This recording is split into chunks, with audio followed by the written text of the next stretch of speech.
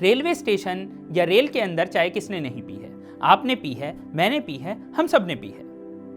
कभी आपने ये सोचा है कि एक वक्त ऐसा भी था हिंदुस्तान में जबकि रेलवे स्टेशन पर चाय हिंदू और मुसलमान चाय के नाम से बिकती थी? जी हाँ, आपको अजीब लगेगा, लेकिन एक वक्त था अंग्रेजों के वक्त में हिंदू मुसलमान को बांटने के लिए हिंदू चाय, हिंदू पानी, मुस्लिम चाय, मुस्लिम पानी अलग अलग बिकता था। यहां तक कि खाना भी अलग बिकता था। लेकिन ये रिवायत टूटी कैसे? आपको ये जानकर काफी अचंभा होगा कि इस रिवायत को तोड़ने में नेताजी सुभाष चंद्र बोस का खास रोल है। जी हाँ, नेताजी सुभाष चंद्र बोस। आप पूछेंगे कि कैसे? हुआ ये कि 1945 के आखिर में और 1946 में जब आज़ाद हिंद फौज के फौजियों को कैद कर कर युद्धबंदी बनाकर अंग्रेज वापस हिंदुस्तान लाने लगे तो वो उन्हें रेलगाड़ियों में लेकर आते थे। अब रेलगाड़ियों में जब वो चले तो उन्होंने सुना कि रेलवे स्टेशन पर चाय अभी भी हिंदू चाय, मुसलमान चाय, हिंदू चाय, मुसलमान चाय के नाम से बिकती है। कैप्टन लक्ष्मी सहगल लिखती हैं कि हम लोग 6 साल हिंदुस्तान में नहीं रहे थे, नेताजी सुभाष चंद्र बोस के साथ रहे थे। नेताजी सुभाष चंद्र बोस हिंदू, मुसलमान, सिख की तफरीक नहीं करते थे, उनमें कोई भेदभाव नहीं करते थे। तो हम लोग भूल गए थे कि हिंदुस्तान में तो ये होता है। तो हम सबको बड़ा अजीब लगा।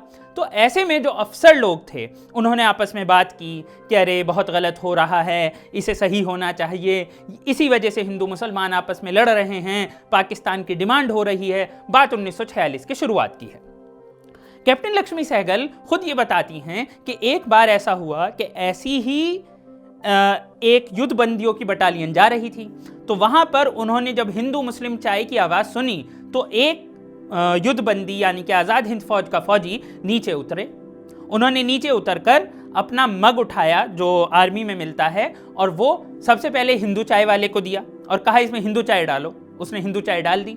फिर उसने मुसलमान चाय वाले से कहा कि मुसलमान चाय डालो, उसने मुसलमान चाय डाल दी। दोनों चाय उसने ली और उसने कहा अब ये बताओ कि इसमें हिंदू चाय कहाँ है, मुसलमान चाय कहाँ है?